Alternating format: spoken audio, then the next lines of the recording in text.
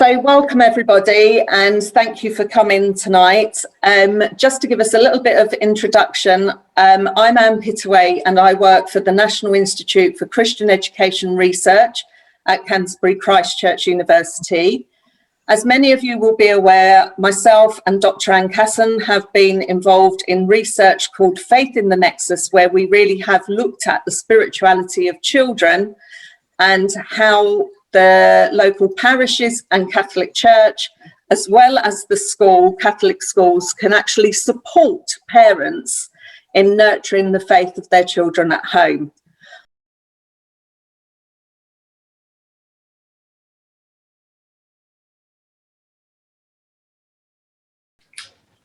I think the situation has changed.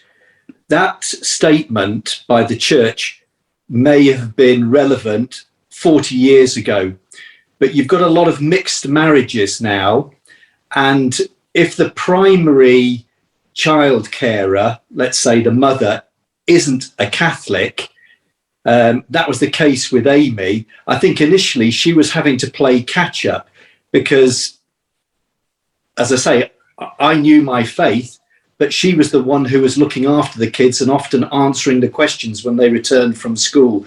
So I think the Catholic Church has maybe not yet grasped the fact that you've got many mixed marriages, you've got a great deal of variability in the knowledge of Catholics, and I wouldn't say mine is great by any means. And so I think that they're, on one level, they say, you know, they're aware of the fact that not as many people are going to church, but they don't seem to be applying that in this situation. It's almost as if they're still living 40 years ago when you had lots of practicing Catholics married, raising children together. Although I would consider myself, you know, Catholic and more Catholic than anything else, I was encouraged from a young age to go round and find, you know, the religion or the spirituality that sort of best suited me and that, you know, spoke to me and, you know, I understood.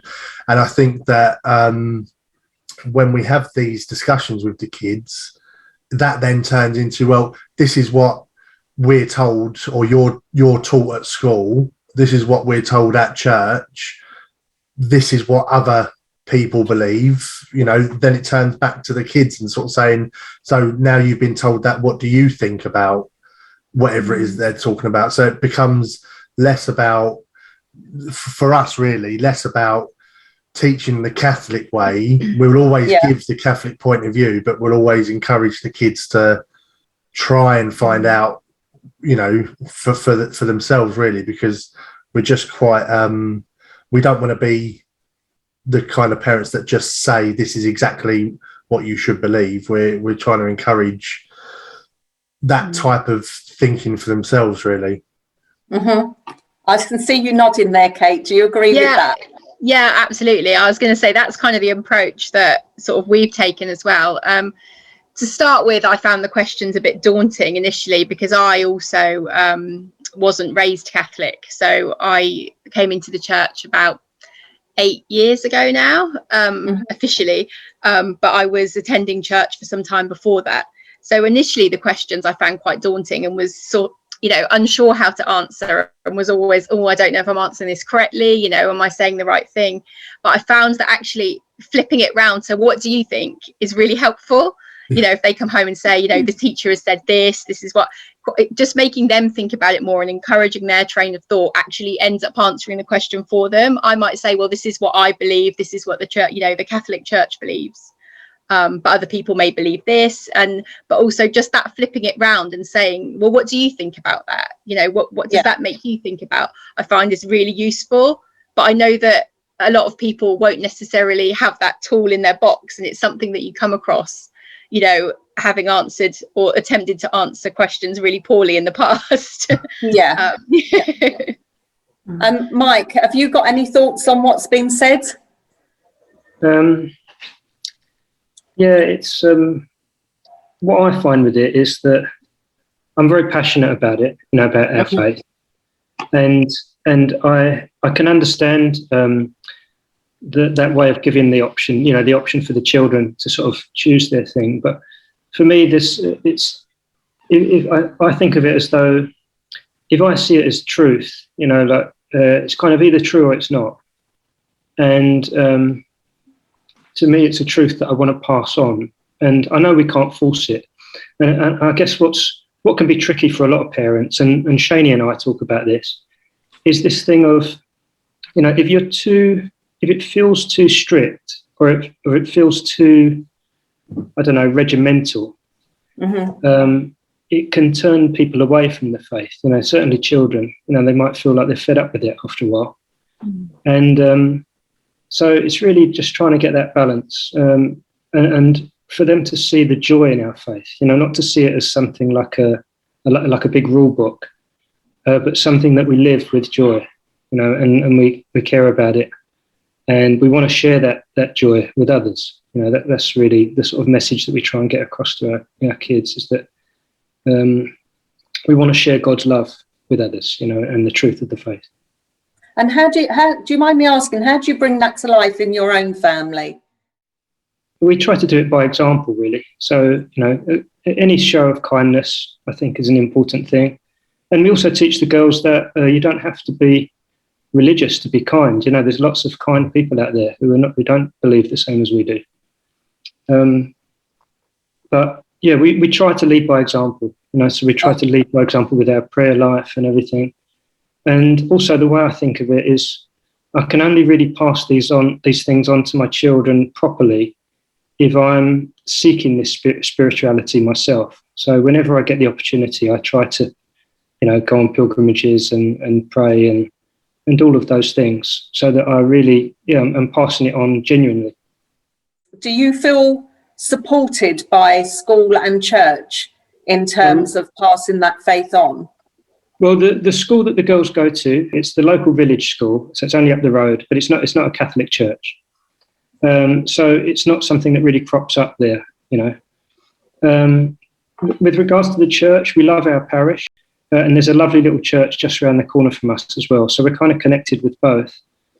They have a thing called Mini Vinnies, the St. Vincent de Paul Society, the Mini Vinnies thing, and that's lovely. I think what might perhaps be useful is just a general guide for parents about the things that the church would encourage children to know or to learn at certain ages.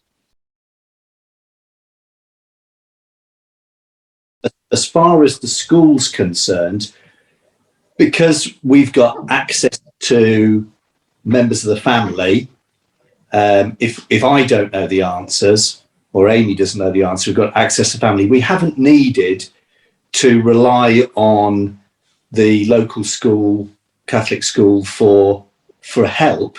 But what hopefully we're getting from the Catholic school is the beliefs that we're inculcating into the kids is being reinforced.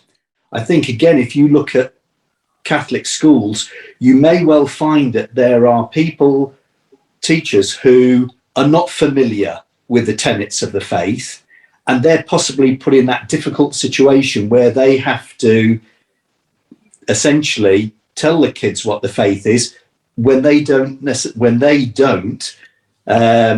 understand it or agree with it. Yeah, I was just going to say that generally I think our school is pretty good, and they are good at reinforcing the same sort of values that we are teaching at home. And it's quite a small school, and I think that is really beneficial. It has a real community feel, and I think on the whole, school do a really good job. I think church is a hard one, because although children are always welcome and we enjoy going to mass, I do find that it's not always very accessible and easy for the children to understand. We had a priest for a short time, some time ago, who everybody loved, and he made mass just amazing for the children. They understood exactly what he meant, what the gospel meant, the whole point. The children just got it. They came home and they talked about it, and it became a big, round the table discussion when we got home about what had been said. And it was a really positive experience. Whereas now I find that although great for adults, it's less so for the children. Can you try and explain what it was with the previous parish priest that made it accessible. He had something about him that was just, he was just a really warm and friendly person, which drew people to him, drew children to him. But also he made things relatable to real life. You know, he always had a little story from his past that he could compare the gospel story to, that really brought it to life for the children and made them really understand the point that they were trying to get across. Or he'd get the children up at the front and he would get them to kind of act out little skits, and, you know, you be this person today, you be this person, and you're going to behave like this, and really show the children exactly, you know, what you're trying to get across to them in a way that they understand, and make it really accessible. And, you know, there were times that I was, you know, I didn't fully understand what on earth this gospel was talking about fully, but sitting there and watching him talk to the children and I was, the penny dropped, and it just made it accessible to everybody. I think if you go, when you talk and you speak to the you know, the children in the room, then everyone's going to understand above that, you know, so you're never going to fail in your message if you're aiming it to the children. You know, the adults are always going to get it, and I think that's really important.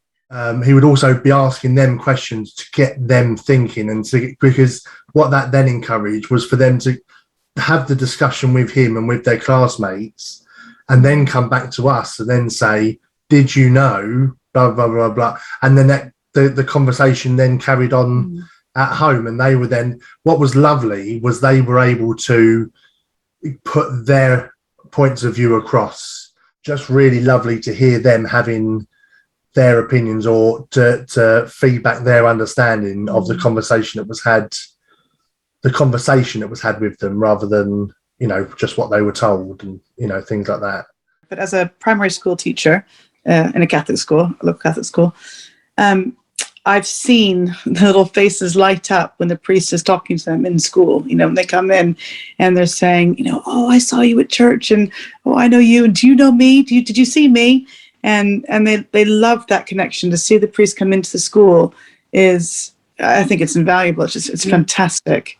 It's also the setting as well, isn't it? Because, you know, at a school, of course, they are taught you have to be respectful, you have to be listening, you know, don't talk over people and things. But that is where learning happens. At church, a lot of the time, I know it's like with our kids, when we do go to church, it's us telling them, like, be quiet, sit down, just listen, stop doing that, stop doing this, you have to listen to what's being said. You know, a lot of it is just, well, I don't know, with stressful, doesn't it, sometimes? Yeah, and it's like just constantly tell them just to be quiet and be respectful of everyone else, because someone's praying or the priest is talking and this bit's important, and you know, you try and talk those things through with them, but really a lot of the time, well, for us anyway, we just tell our kids to be quiet all the time.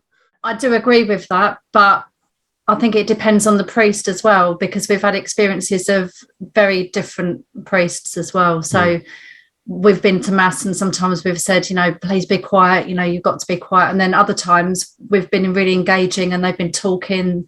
There's been the encouragement to participate in a good way. And you haven't really, we've kind of got through mass before and thought, oh, we actually haven't needed to say anything today. It's been a really kind of enjoyable experience for everybody, the children, the parents, the priest even as well. As far as preparing parents, I think long overdue. It's interesting, actually, because if Amy and I are both on the marriage prep team, and so normally around Lent time, there's a marriage prep course running over 4 or 5 evenings. And we found that that's very, very helpful to share our experiences on a number of issues, one of which happens to be raising the children or raising a family in the faith. And it occurred to me that maybe we're missing a trick, and that possibly when married couples are expecting, let's say, their first child, I appreciate there are, you know, the third trimester is not a great time, but maybe the second trimester, you could have something similar to a marriage prep course where they could attend, I'm not suggesting classes, but something where you might have guidance provided for parents, prior to the birth of their child. How would you feel if you were asked as a parent to prepare your child for one of the sacraments, say First Holy Communion?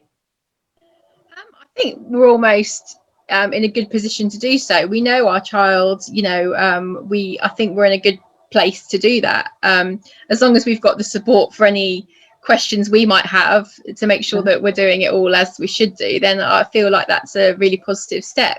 I do feel like there is an important role with the church in having that time with the children. So, the children going and being with the priest or being with the teacher, because I feel it's important that, children have other influences. So it's not just the parent, that they have a mixture of people involved in their faith and in their journey, because they might have questions that they might not want to ask us. So it's helpful to have those other people available to do so. So I think it'd be good as long as there was someone, to back you up, I suppose, in a way. Yeah.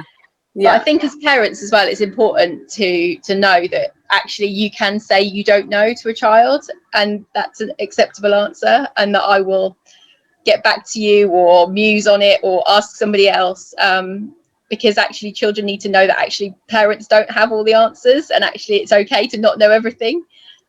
Even if you are, deeply immersed in your faith, it's impossible to know everything. Well, I know that what they did at our parish, I've done it must be a couple of years ago now, is they started to introduce for any children who are coming towards their first Holy Communion, the priest suggested that all the parents go on an Alpha course.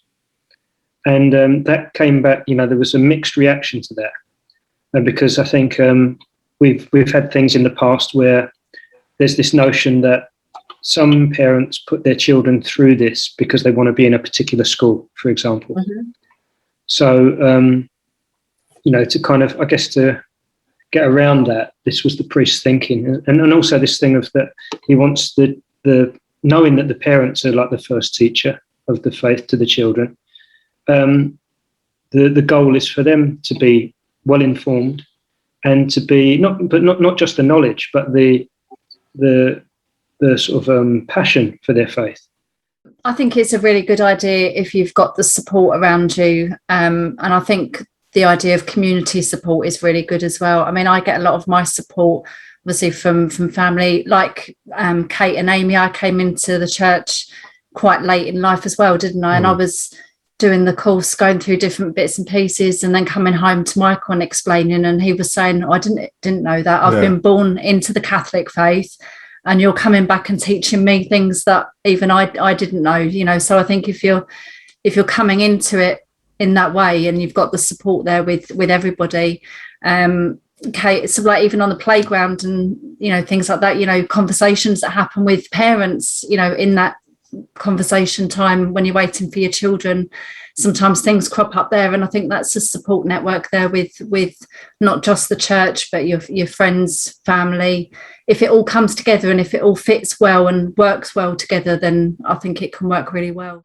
My only concern would be that there may be some children who maybe don't get quite support that they should do to do with their parents for whatever reason, parents being particularly busy, or just the parents not having the time or the energy or the passion to do it in a way that would really benefit the child. So I don't know how that would be.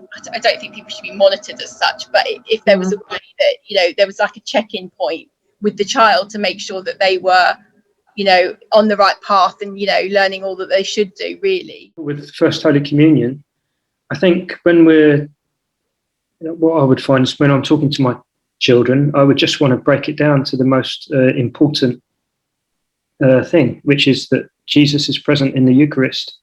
You are preparing to receive Jesus in the Eucharist. And by doing that, we're coming closer to him, closer to God. And so just breaking it down to the most important parts, really. Yeah.